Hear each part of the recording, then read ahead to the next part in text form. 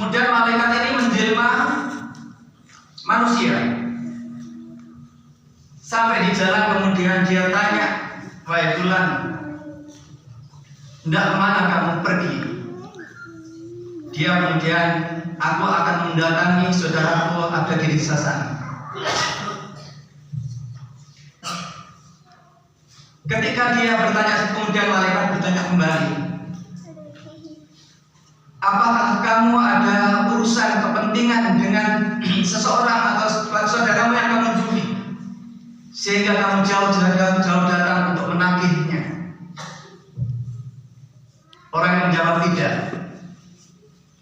Aku datang ke desa tersebut adalah karena berangkat cinta aku kepada seorang muslim."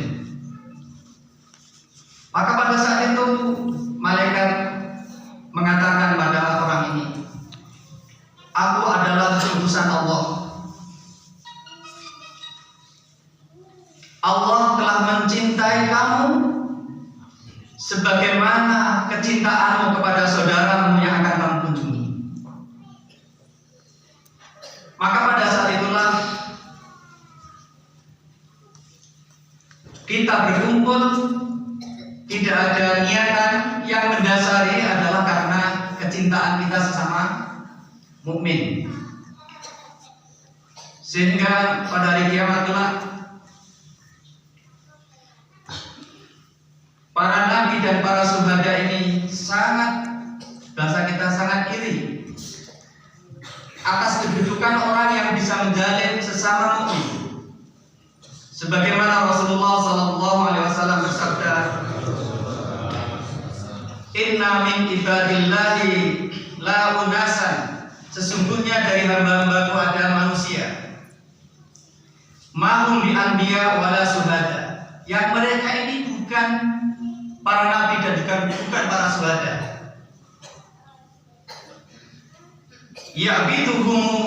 Ya'biduhul anbiya wa syuhada'u yaumal qiyamah bi maqamihim minallahi ta'ala.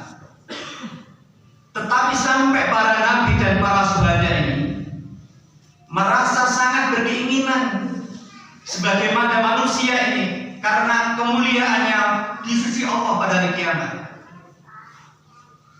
Sampai kemudian para sahabat bertanya, "Qalu ya Rasulullah, tuhbirna manhum."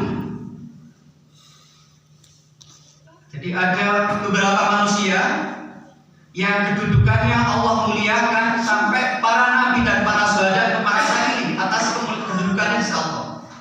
Para sahabat kemudian bertanya, "Wahai Rasulullah, kabarkan kepadaku, apa istimewanya orang ini kok sampai nabi dan para syuhada ini merasa ingin memiliki kedudukan yang sama yang dipersiapkan oleh Allah pada hari kiamat?" Nabi kemudian menjawab, "Qala hum qaumun tahab fi ruhillah." Nabi menjawab, mereka adalah kaum yang saling mencintai semata-mata karena Allah. Ala wairin arhamin wala amwalin. Bahkan kecintaan mereka itu tanpa ada aspek rahim, hubungan kekerabatan, kekeluargaan, apalagi hubungan bisnis atau hubungan harta benda. Ya tahap taunaha, kemudian wallahi demi Allah, inna wujuhahum la nurin. Maka pada hari kiamat orang yang saling menjalin persaudaraan yang dilandasi keimanan, maka kemudian Allah berikan cahaya yang sangat terang pada hari kiamat.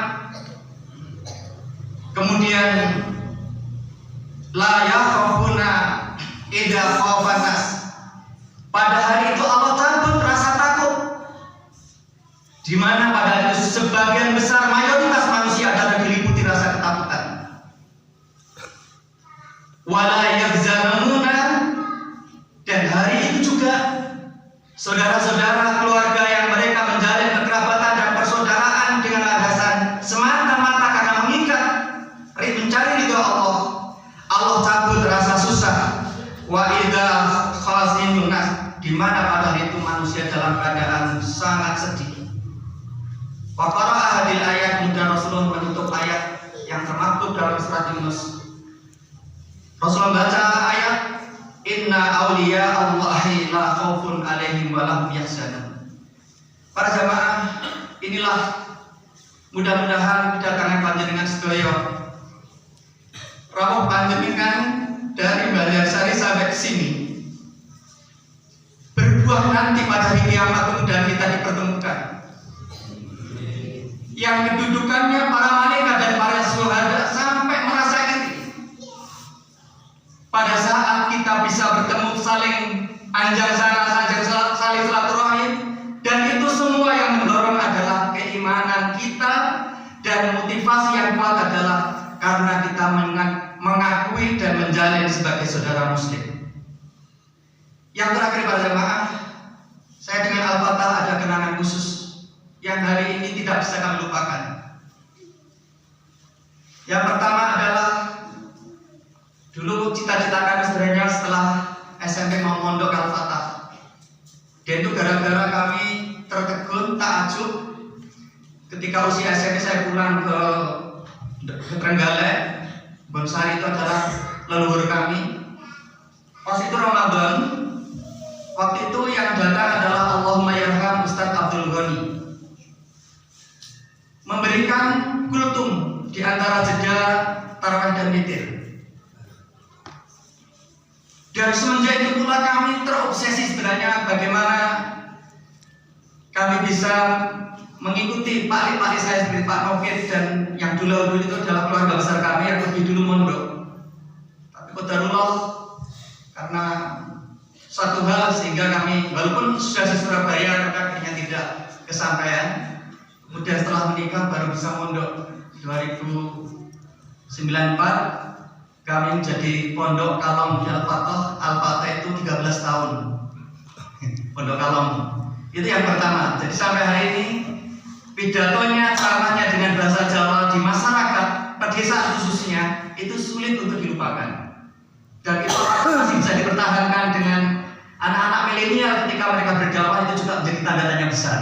Artinya bahasa yang dikemas dengan sederhana dan mudah dipahami ternyata bisa menyentuh kerelung hati yang sangat dalam. Itu yang pertama.